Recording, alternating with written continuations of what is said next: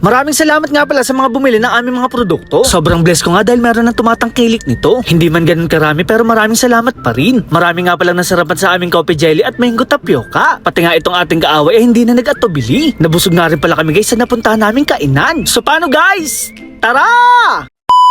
Ngayong araw nga pala guys, kahit gabi na ilalabas kami ng bahay. Mag-aalok-alok kasi kami ng paninda sa mga kaibigan o kaya naman sa kakilala. Halos kakagawa lang kasi ng aming coffee jelly at mango tapioca. So paano guys? Tara! Kami nga pala tumawid ng subdivision para makapag-deliver ng aming paninda. Ang una nga palang bumili sa amin ang classmate namin ni Aling Regina nung high school. Dalawa nga pala ang binili niya at keep the change na lang daw ang sukli. Sunod naman guys ang kaibigan nating si Jonas. Dalawa nga rin pala guys ang binili niya at meron pang 2 sticker. Matagal na kasi nangihingi sa akin ng sticker yan at ngayon lang natin napagbigyan. Bumili nga rin pala guys yung aming kumare. Hindi nga rin pala guys makakaligtas ang aming kumpare. Sana nga ay magustuhan nyo at umulit kayo sa pagbili. Nagbenta rin pala kami sa aming pinsan. Tamang-tama nga pala ang dating namin dahil kakatapos lang nilang kumain ng hapunan. 4 na piraso nga pala ang kanilang binili at meron pa silang sukli. Big shoutout naman kay Daniel dahil bumili siya ng coffee jelly. Maraming salamat nga din pala sa aming ninang dahil kami ay binilihan. Big shoutout nga rin pala guys sa kaibigan nating si Pards. Palagi nga pala siyang nanonood ng ating ginagawang mga paninda. Pupunta naman kami guys kila Boy Ubo para magtinda. Mabuti na nga lang guys kahit papano ay meron pang natira. 2 piraso nga pala ang kinuha ni Kuya Dugs at ni Mama Dugs. Habang si Boy Ubo naman akala mo talaga bibili. Mga asar lang naman at mga Alaska sa aming paninda.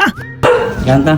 45. 35 yan. 45 pala yan. 45. Ano to? Tsaka Oo. napakalit naman ito. Bakit ba? Bibili ka ba?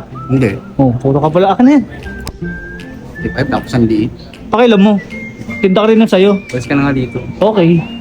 Naabutan naman namin si Boy Skincare na nandito sa kanyang bahay. Syempre guys, inalok ko siya ng aming paninda. Napakayaman talaga ng kaibigan kong to dahil 4 na piraso ang kanyang binili. Medyo nabiti naman si Mama Dugs kaya napabili pa siya ng isa. Nagulat nga ako guys dahil may binigay sa atin si Boy Skincare. Mga bote nga pala to na hindi na ginagamit at binigay na sa atin. Inalok ko na nga rin pala guys si Noknok ng aming paninda. Sigurado nga ako na magugustuhan niya to dahil siya ay coffee lover. At dahil ginabi na nga pala kami ay sabay-sabay kami maghahaponan. May nabalitaan kasi kami guys na masarap na kainan dito sa Mabuhay. Kaya naman kahit malayo ay aming pinuntahan. Dito lang pala yan sa Kasisisig at Dinakdakan. Hanggang dito nga guys ay meron tayong mga followers. Kagandahan nga pala dito guys ay napakatahimik at napakaganda ng ambience. At eto nga pala guys ang kanilang mga menu. At agad naman kaming umorder ng kanilang bestseller. Medyo kakaiba naman ang kanilang sabaw. Sa dami ko nga pala nakainan ngayon lang ako nakatikim nito. Parang paksiw nga pala to na merong konting sinigang. Umorder nga pala kami guys ng sisig. Ito naman ay liempo with jaba at pork sila. May Hungarian nga din pala sa dito at cordon bleu. Isa nga pala to sa nagustuhan ko ang kaso lang wala pa daw to sa kanilang menu. Kaya naman guys, food trip na naman ang buong Team Dugyot. Medyo nakakapagod nga pala ang araw nito at napawi naman dahil nga sa kinain namin ngayong araw. Napakalaki nga pala ng kanilang pork na parang si Godzilla. Tinikman ko na nga rin pala guys ang kanilang iba pang mga menu. Masasabi ko nga guys na ito ay recommended. Kitang-kita naman sa subo ko na sarap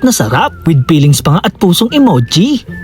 Char! Mapapansin nyo nga pala guys na wala si Boy Ubo at si Ichan Bungan. Medyo busy kasi sila ngayon at merong ibang pinagkakaabalahan. Sa mga gusto nga rin pala guys kumain dito, isearch nyo lang sa Google Map ang Kasisisig at Dinakdakan. Sulit na sulit nga pala dito at taob ang mga pinggan. So paano guys, hanggang dito na lang. Maraming salamat sa panonood.